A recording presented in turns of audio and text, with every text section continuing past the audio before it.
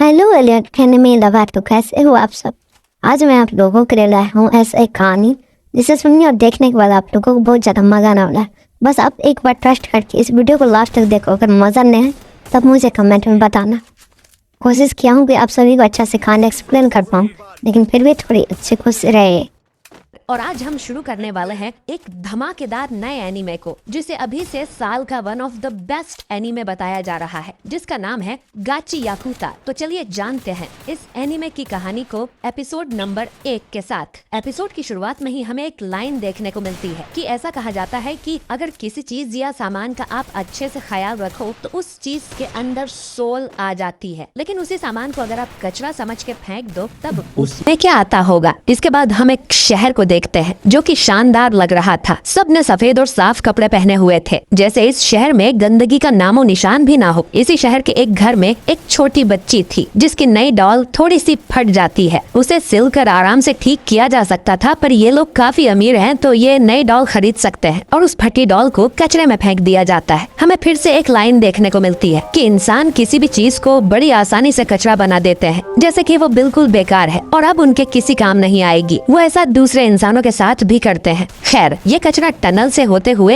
एक ट्रक में इकट्ठा हो रहा था और वो ट्रक इसे वेयर हाउस में ले जाके पटक देते हैं। इसी बीच हम एक मास्क वाले लड़के को भी देखते हैं जिसका नाम रूडो है और ये इस एनीमे का मेन कैरेक्टर है। रूडो वेयर हाउस के अंदर जाके कचरे में कुछ ढूंढने लगता है, लेकिन एक गार्ड उसे पकड़ लेता है। गार्ड समझ जाता है कि ये वही कचरा चोर है जो उनके सुंदर शहर को गंदा करने में लगा हुआ है। वो अलार्म बजा देता है और रूडो को सरेंडर करने को बोलता है, पर रूडो उन पे कचरा फेंककर वहाँ से भागने लगता है। वो लोग उस पर गोली भी चलाते हैं, लेकिन रूडो उनसे बच जाता है। वो काफी तेज था, एक गोली उसके हाथ को छूकर निकल जाती है, लेकिन फिर भी रूडो यहाँ से बचकर भाग निकलता है। बाहर आके रूडो मन में बोलता है कि मैं किसी का कुछ नहीं बिगाड़ रहा कमीनो। हम देखते हैं कि रूडो बस उस फटी हुई डॉल को लेने गया था। खैर, ये टाउन बहुत ही सुंदर था और लड़कियाँ आपस में बात कर रही थी कि तुमने सुना क्या, वो कचरा चोर कल भी आया था। आखिर कचरे की चोरी कौन करता है? वो जरूर ट्राइब फॉक में से कोई होगा। अब इनकी बातें एक आदमी सुन रहा था जिसके कपड़े थोड़े मैले थे, क्योंकि ये आदमी भी एक ट्राइब फॉक है। ये लोग ट्राइब फॉक वालों को बहुत नीची नजरों से देखते हैं। वो लड़कियां कहती हैं कि जरा देखो ये कितना गंदा लग रहा है, ये लोग हमारी जमीन पर आते ही क्यों हैं। खैर, वो आदमी रेक्टो एक गेट खोलकर यहाँ से बाहर निकल जाता है और हम देखते हैं कि यहाँ एक बड़ी दीवार बनी हुई थी और दीवार के दोनों तरफ जमीन आसमान का फर्क था। एक तरफ सब कुछ आलीशान और सुंदर था तो दूसरी तरफ सब कुछ गंदा, पुराना और मैला था। बेसिकली इस तरफ अमीर लोग रहते हैं और दूसरी तरफ गरीब लोग, और इन गरीबों को ही ट्राइब फॉक कहा जाता है। इस साइड वाले लोग भी कचरा चोर की बातें कर रहे थे कि उसके चक्कर में हम लोगों पर कोई मुसीबत ना आ जाए। खैर, हम रूडो को देखते हैं जो कि उस डॉल को ठीक करने में लगा हुआ था। तभी उसके पास एक लड़की आती है जिसका नाम चीवा है। चीवा रूडो को डांटने लगती है कि वो फिर से कचरा उठा लाया। शहर के लोग अपने कचरे को लेके बहुत सीरियस हैं। अगर उन्होंने रूडो को पकड़ लिया तो पता नहीं उसके साथ क्या करेंगे, तो उसे ये कचरा चोरी करना बंद कर देना चाहिए। रूडो कहता है कि अमीर लोग ऐसी चीजें भी फेंक देते हैं जो बिल्कुल ठीक होती है और उन चीजों के लिए रूडो को बुरा लगता है। साथ ही वो उन चीजों को ठीक कर बेच देता है और थोड़े बहुत पैसे कमा लेता है जिससे उसका खर्चा पानी निकल सके। तभी यहाँ 3 लड़के आ जाते हैं और रूडो का मजाक उड़ाने लगते हैं कि इसमें से कितनी बदबू आती है, चीवा को इसके साथ नहीं घूमना चाहिए, ये हमेशा अपने गंदे ग्लव्स पहने रखता है, इसने तुम्हें टच कर दिया तो तुम बीमार हो जाओगी। चीवा कहती है कि उसे रूडो से कोई प्रॉब्लम नहीं है, हम सभी झोपड़पट्टी में रहते हैं तो हम सब एक समान हैं। असल में ये झोपड़पट्टी वाला एरिया क्रिमिनल्स को कैद करने के लिए बनाया गया था और ये सब लोग किसी न किसी क्रिमिनल के वंशज हैं, यानी अपने बाप दादा के कर्मों की सजा इन्हें मिल रही है। ये अपनी इमेज सुधारने के लिए बहुत मेहनत करते हैं, लेकिन रूडो के बाप ने सारी मेहनत बेकार कर दी थी क्योंकि उसने ढेर सारे लोगों का खून कर दिया था, इसीलिए वो रूडो को खुद से नीचे मानते हैं। अब ये सब सुन रूडो बहुत गुस्सा हो जाता है और उसकी आंखें देख ये तीनों डर के यहाँ से जाने लगते हैं और बोलते हैं कि जैसा बाप वैसा बेटा, ये भी अपने बाप की तरह किसी दिन कातिल बनेगा। चीवा अब रूडो से बोलती है कि तुम बिल्कुल अपने बाप जैसे नहीं हो, मुझे तुम पर भरोसा है कि तुम एक अच्छे इंसान हो और कभी किसी को नहीं मारोगे। ये बात सुन रूडो शर्माने लगता है। साफ पता चल रहा था कि वो चीवा को लाइक करता है। तभी चीवा की नजर उस डॉल पर जाती है जिसे रूडो ने ठीक कर दिया था और वो डॉल उसे बहुत अच्छी लगती है। असल में रूडो ये डॉल बेचने के लिए नहीं लाया था बल्कि चीवा को गिफ्ट देने के लिए लाया था। पर इससे पहले कि वो चीवा को डॉल दे पाता, यहाँ उसकी मम्मी आ जाती है और चीवा यहाँ से चली जाती है। इसके बाद रूडो भी अपने घर आ जाता है, जहाँ रेक्टो उसकी टांग खींचने लगता है कि तुम वो डॉल उस लड़की के लिए लाए थे।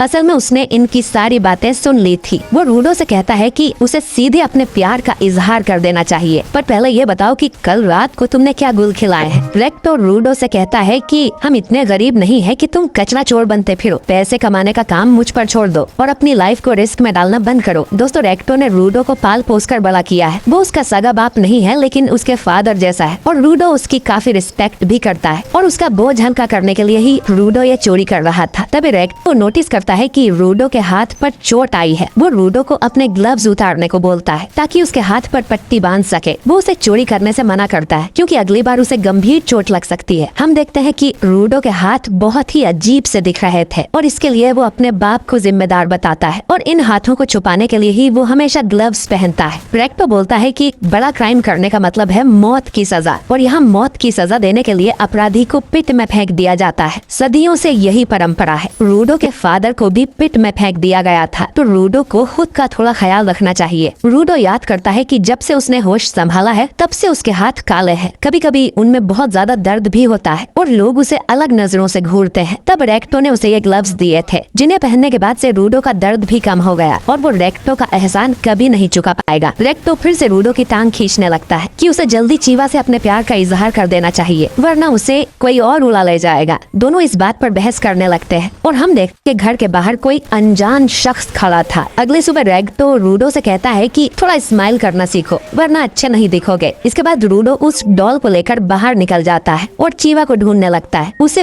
पिट भी दिखाई देता है। दोस्तों, पिट एक बहुत ही बड़ा गड्ढा है जिसमें ये लोग अपना सारा कचरा डालते हैं और अगर कोई क्राइम करता है तो उसे भी पिट में फेंक दिया जाता है। पिट इतनी बड़ी और गहरी है कि किसी को नहीं पता कि इसका अंत कहाँ है। इन्हें उसमें अंधेरे के सिवाय और कुछ नहीं दिखाई देता। इसमें फेंके जाने वाले लोगों का क्या होता है कोई नहीं जानता। आज भी एक आदमी को पिट में फेंका जाता है। तभी चीवा यहाँ आ जाती है और रूडो से पूछती है कि वो यहाँ नजारा देखने आया है क्या। चीवा बोलती है कि उनके एरिया को जानबूझकर पिट के पास बनाया गया था ताकि इसे देखकर हम डरते रहे कि अगर तुम कुछ भी बुरा करोगे तो तुम्हें पिट में फेंक दिया जाएगा। तो इन्हें ना चाहते हुए भी ये नजारा देखना पड़ता है। वो रूडो से कहती है कि वो नहीं चाहती कि रूडो को भी किसी दिन पिट में फेंक दिया जाए और वो अगर कचरा चोरी करने के लिए पकड़ा गया तो उसे जरूर पिट में फेंक दिया जाएगा। रूडो बोलता है कि कल रेक्टो ने भी यही कहा था। चीवा बोलती है कि उन्हें तुम्हारी चिंता है क्योंकि वो भी तुमसे प्यार करते हैं। अब रूडो ये सुन चौंक जाता है कि वो भी प्यार करते हैं, मतलब तो अनजाने में चीवा ने कन्फेस कर दिया था कि वो रूडो को प्यार करती है। जो सुन रूडो शर्म से अपना मुंह ढक लेता है और बोलता है कि मैं ये डॉल तुम्हारे लिए ही लाया था, पर ये कचरा है तो शायद ये तुम्हें उतनी पसंद नहीं आएगी। चीवा उस डॉल को ले लेती है और बोलती है कि वो इसे हमेशा अपने साथ रखेगी। अब रूडो की खुशी का ठिकाना नहीं रहता। वो ये सब रेक्टो को बताने जाने लगता है। रास्ते में वो कुछ पुलिस वालों से भी टकराता है। पता नहीं वो यहाँ क्या कर रहे थे। रूडो फिर भागकर अपने घर की तरफ जाता है और सोचता है कि लेकिन मैंने तो चीवा को साफ साफ बोला ही नहीं। रेक्टो कहेगा कि वापस जाकर उसे ढंग से प्रपोज करो। वो दरवाजा खोलकर अंदर जाता है तो उसके होश उड़ जाते हैं क्योंकि एक आदमी ने रेक्टो के पेट में तलवार घुसा दी थी। रूडो गुस्से में उस आदमी की तरफ भागता है तो वो उसकी पिटाई करके उसे बांध देता है। उसके पास एक बुक भी थी जिसे लेकर वो यहाँ से जाने लगता है, पर वो रूडो को कुछ नहीं करता। रूडो को रेक्टो की आवाज आती है जो अब भी जिंदा था। वो रूडो से कहता है कि भागो यहाँ से और इस घटिया दुनिया को बदल दो। इतना कहते ही रेक्टो की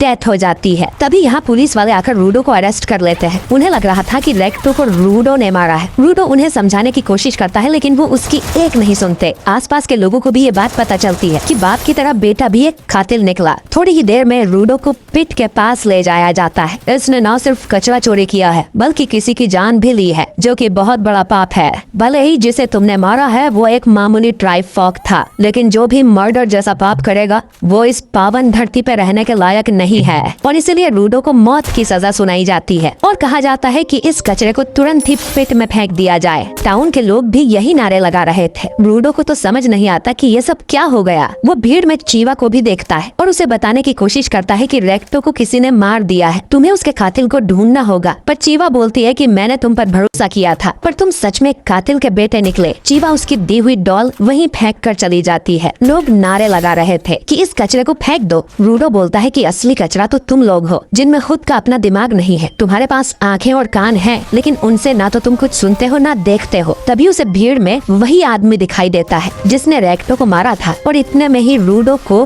पिट में फेंक दिया जाता है। गिरते हुए रूडो बोलता है कि मैं तुम सबको नर्क में भेजूंगा, तुम सब लोगों को, मैं तुम सबको मार डालूंगा। रूडो काफी देर तक पिट में गिरता ही रहता है, और जब उसे होश आता है तो वो कचरे के ढेर पे पड़ा हुआ था और जिंदा था। उसे अपने आसपास कचरे के अलावा और कुछ नहीं दिखता। ये वही कचरा था जो लोगों ने इतने सालों से पिट में फेंका है। और तभी रूडो अपने पीछे एक बड़े से मॉन्स्टर को देखता है जो कि पूरा कचरे से बना हुआ था। और ये एपिसोड यहीं पर एंड हो जाता है। तो दोस्तों, आपको ये पहला एपिसोड कैसा लगा?